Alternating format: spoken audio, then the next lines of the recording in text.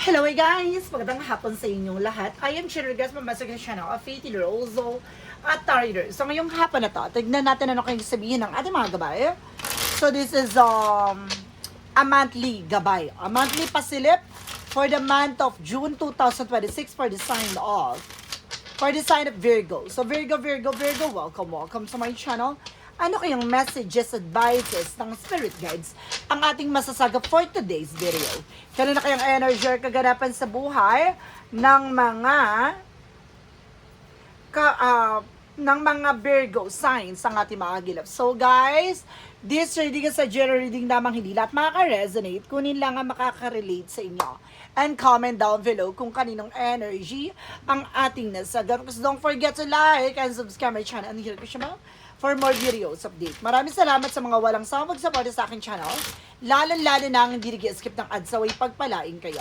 Nang Diyos at may kapal, siksik, liglig, nag-uumapaw, na biyayang manambalik sa inyo. So let's see guys, what is the messages, advices no, ng ating angel spirit for this sign of Virgo, for this, within this month, no, within June 2026, no?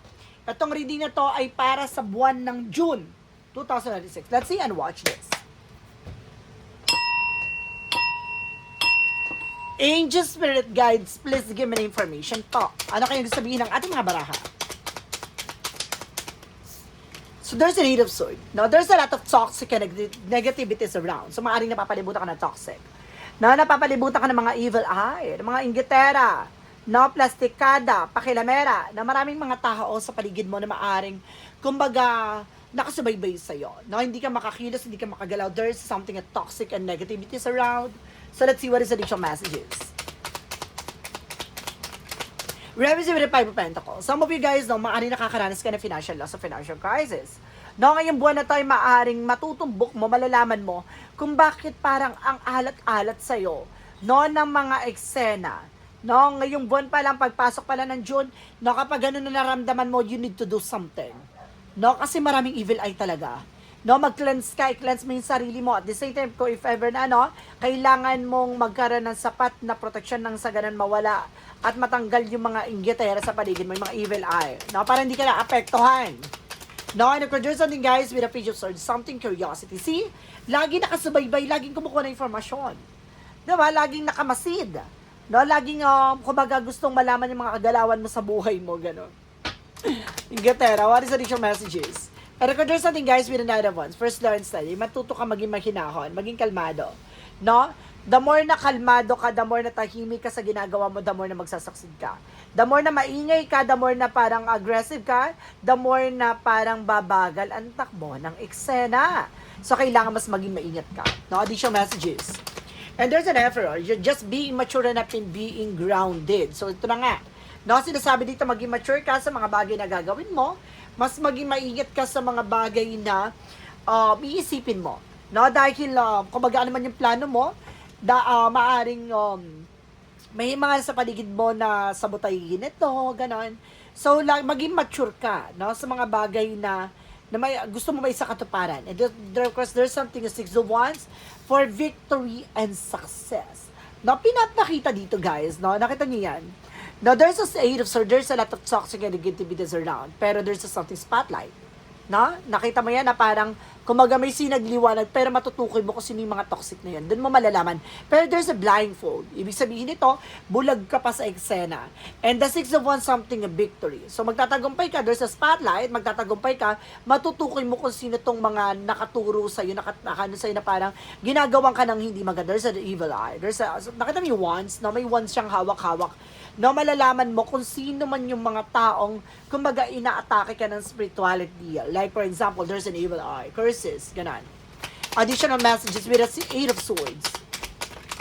There is a Three of Swords. Oh, there's something third party. It's either a friend of yours or family related na inggitera. Diba? Very insecure daw to. Oh my God! So, ibig sabihin, malapit lang talaga sa'yo, sumasalbahe talaga sa'yo. At the same time, ang naiinggit sa'yo. And there's a Knight of Cups, no? There's an offer. No, ibig sabihin na itong tao na to may offer sa'yo, maaaring nagbibigay ng pagkain, or kung ano-ano binibigay sa'yo, wag mong tanggapin. Wag mong kainin, or wag mong dalhin sa bahay nyo, ganun. So, just being aware lang. No?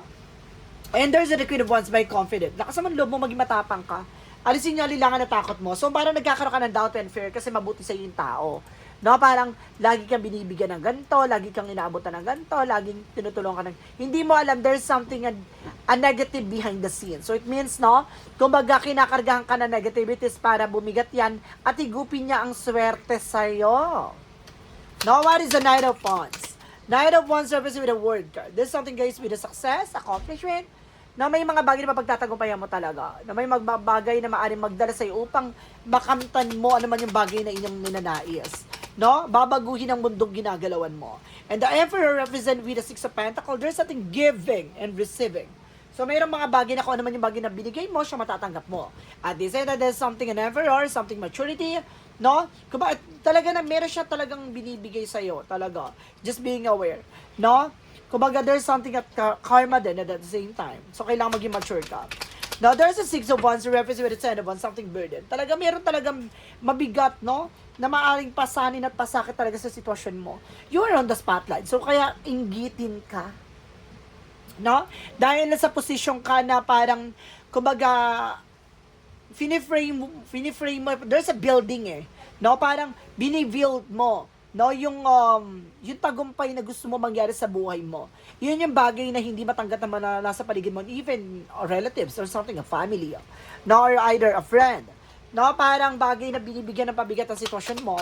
No, kaya kahit anong gawin mo, kahit nagtatrabaho ka international or nandiyan ka, no, ano may trabaho ka, may negosyo pa, ba't hindi walang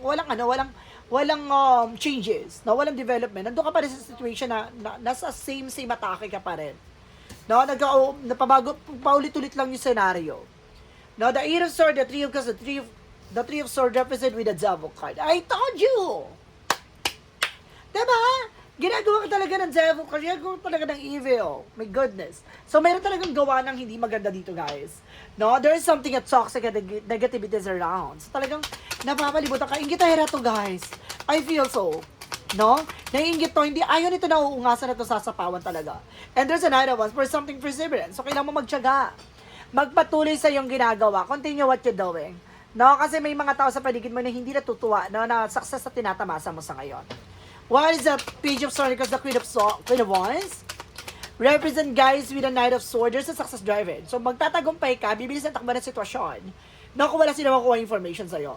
So, stop talking. Be silent. No, the more na nangangapa sila sa eksena, the more na magtatagumpay ka. Kaya kailangan wag ka magkukwento, ha? Wag ka nagbibigay ng information kahit takas kanino. And there's a Ten of Swords with the Sabotage. Sabi na, diba? Sinasabotahin niya talaga yung bawat galawan mo at bawat eksena mo, guys, no? Talagang hindi nila matanggap, no? Na parang kaya mo nang baguhin ang situations mo. The Ten of Swords, something sabotage, betrayal, no? Cheating, lying. And of course, there's a Six of Cups. Oh, sabi ko na nga, but there's something related talaga sa'yo. Nakita mo yan, may binibigay. So, ibig sabihin talaga malapit sa ito. It's either a friend or family related. There's something close. No? Close relationship. Ganon. Malapit sa'yo eh. What is the Six of Wands and the Ten of Wands? Represents with the High Priestess. Now, there is a hidden agenda. And there's a hidden enemies. Talagang mayroong mga bagay na nasa likod dito. Now, there's a reflection, no? No, may maling forma din sa bahay niyo. There's something negative na naaaring, there's an open portal na maaaring nakakapag-create talaga ng negative outcome. Oh my God. What is an outcome? Ang outcome dito, guys, let's see. There's a Four of Cups. Now, there's something of Four of Cups. There's something to re-evaluate or analyze. So, may mga bagay na kailangan pag-isipan mabuti. No, liwanagin mabuti. Klaruhin mabuti. No, kailangan mo mag-isip-isip, no? Sa bawat action and decision na gagawin mo. And there's an Eight of Pentacles, no? Continue what you're doing, no? There's a working, no? Talagang nagtatrabaho ka, no? May ginagawa ka talaga nga lang, may mga tao sa paligid mo na hindi natutuwa sa success na natatamasa mo. Or maaaring ginagawa mo, no? In the Ace of Cups, something a love and passion, compassionate. No, parang very greedy and of course, very inggitera talaga. No, dahil alam niya na yung ginagawa mo, there's a purpose, there's something a love and passion. And the Page of Cups, something an intuition. Mayroon ka ng hinala eh. No, there's something hinala. There's an intuition and gut feeling. No, the Page of Cups. No, there's something, guys, with a fishy. Something malansang isda na maling umalingasaw. With a Ten of Swords, sabotage, na sumasabotage sa iyo. No, kaya may time din na parang, kumbaga gusto mo mag-iba ng country or pumunta ng ibang lugar or pumunta ng na lagi na di-delay. or lagi na postpone. And the Hermit card, something spiritual awakening. So may mga bagay na mumulatin ka dito. It's all about spirituality talaga, guys. That there's a curses or something kulam or sumpa, something like that. And if there's something, guys, with the temperance, with the solid foundation, kailangan mo pala kasi ng pundasyon mo. No, kailangan mo makapag-create ng ng barrier dito, guys. No, marami talagang evil eye. There's a lot of evil eye, no?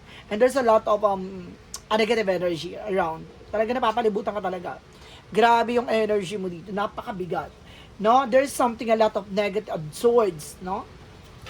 So let's see, what is additional messages tayo? With an angel spirit, na pagdating naman tayo sa finances and career, love life at kalusugan.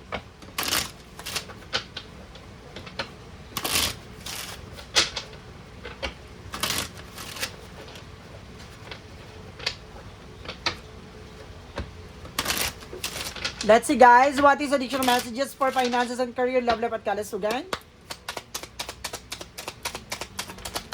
Okay, so there's something, guys, with the Ace of Pentacles. There's a big shit and big money coming in. You have a potential talaga. No, there's a material offer. So may potential ka talaga maging malago. Nga lang talaga, parang hinahadlangan ng pag-unlad mo. No? Marami talaga naiinggit behind your back. And the Ace of Swords, something your mental clarity. Maliwanag ang utak mo. Ibig sabihin talaga, no, grabing wisdom and grabing enlightenment sa'yo. No, grabing talino at talagang meron kang, kumbaga meron kang diskarte. No? Talino at diskarte. And there's the two of wands, something choices. Pili mo lang yung mga taong pagkakatiwalaan mo. No? At pili mo lang yung mga taong kakausapin mo, guys. There's a lot of toxic talaga. And there's a death card, there's an ending and a new beginning. So there's something an ending. And yung beginning, matatapos na naman yung bagay kahirapan mo. Or maaari meron ditong kailangan na matapos na. No? Para magkaroon ng big transformation sa buhay mo. Pagdating sa finances. Kaya parang, alam mo yung, may trabaho ka, may negosyo ka, or either, kumbaga, may income ka, there's a profit or salary. No, pero, kumbaga, ganun lang, oh. Kumbaga, ang cycle, pabalik-balik lang. Wala man lang wala man pataas ng range or something, pagtaas ng position, or pagtaas ng, ng kita mo, or pagbago ng buhay mo, walang ganun. And there's a full card. For something, a leap of faith. No? Magtiwala at maniwala ka, there's a new beginning coming in, and the Queen of Swords, so clear the boundaries, kailan mo talaga linisin ang nasa paligid mo. May evil eye talaga, oh. Nakita mo yan, may inggitera talaga. Pagdating sa love life, there is an Empress card for a rebirth. No, some of you guys na magkakaroon dito ng renewal pagdating sa relationship, or meron dito parang magkakaroon na panibago eksena, a new life, or maaaring magbuntis ka o magbuntis yung person mo. And that's Two of Pentacles, something balance. So, kailangan mo talaga maging balance, physically, mentally, emotionally.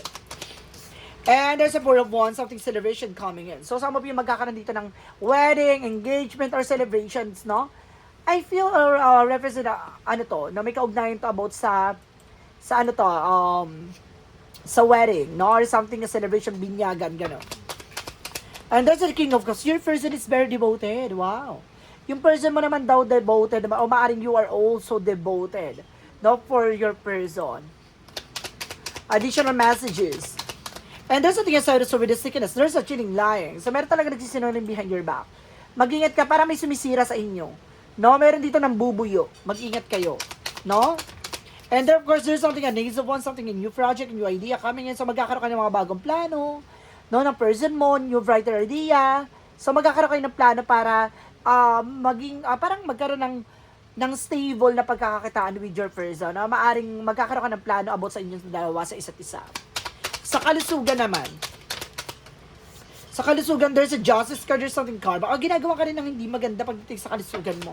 And no worries kasi there's a bounce back. No? Babalik sa kanila yan. There's a transition, magbabago na yung pakiramdam mo. No? Mayroong bagay na maaaring pabago-bago ng eksena. There's, of course, the Four of Pentacles, so protection naman yung sarili mo. Huwag ka tumatanggap ng pagkain na galing sa ibang tao, ha? Or kahit kanino pa man yan. No? Hanggat hindi mo kilala yung gumagawa sa'yo.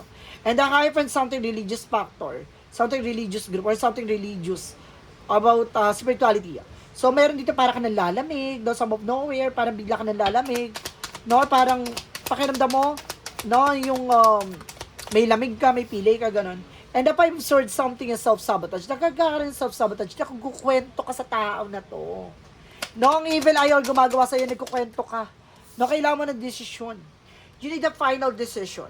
And there's a power of direct with the lover. So, ibig sabihin, konektado sa inyong dalawa na person mo to.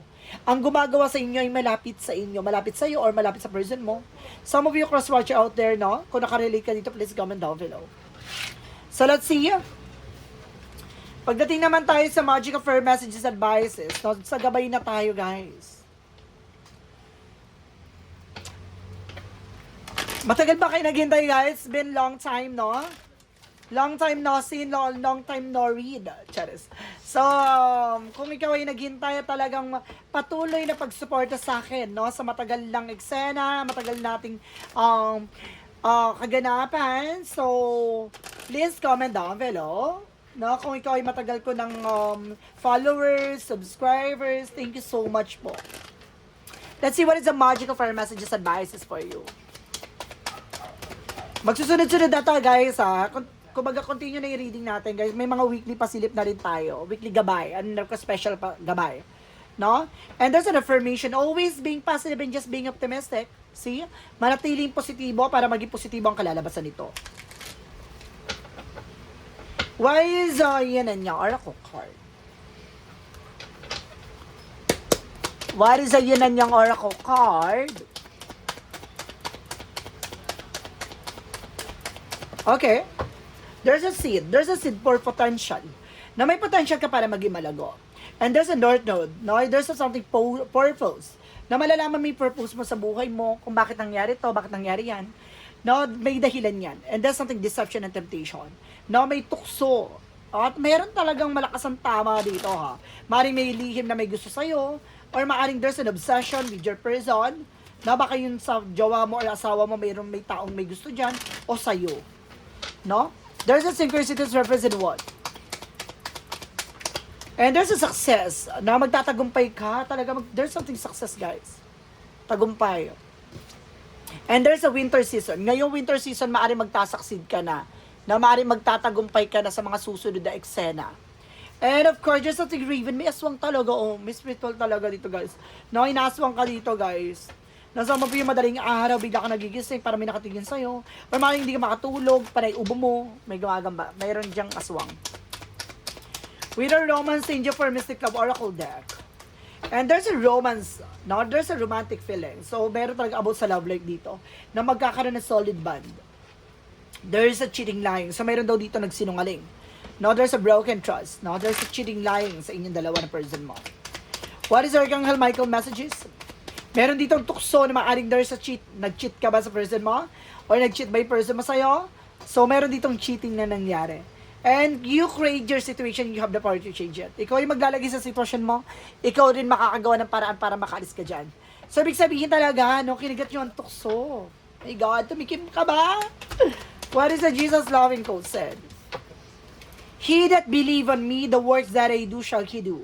The works that he shall he do, because I got in my Father. So, kung naniniwala ka sa mga bagay na ginawa mo, at yung mga bagay na to kung makakabuti sa iyo at kaloob ng Diyos, no, ibibigay sa iyo to, no, ayon sa kalooban ng Diyos. So, ibig sabihin nito, sa bawat kilos at galaw ko, ito ay bagay na kaloob niya, at talagang gusto mo yung bagay na yan, no, ibibigay niya sa iyo what you deserve. So, just trust and believe with God. So, guys, maraming salamat po. This is something a monthly gabay. Monthly gabay for the month of June 2026. No, itong reading na to ay ngayong buwan ng June, no, 2026 for the sign of Virgo. So, Virgo, maraming salamat for this wonderful reading. So, once again, this reading is a journey reading namang hindi lahat makaka-resonate, kunin lang ang makaka-relate sa inyo. And comment down below kung kaninong energy ang ating nasagap. Because don't forget to like and subscribe my channel and hit push button for more videos update. Maraming salamat sa mga walang sawang pagsuporta sa aking channel, na lalo-lalo nang di skip ng ads na way pagpalain kayo ng Diyos at may kapalit siksik-liglig na guumapaw na biyayang manumbalik sa inyo. Maraming salamat, guys, and see you in the next video. Bye-bye and babush.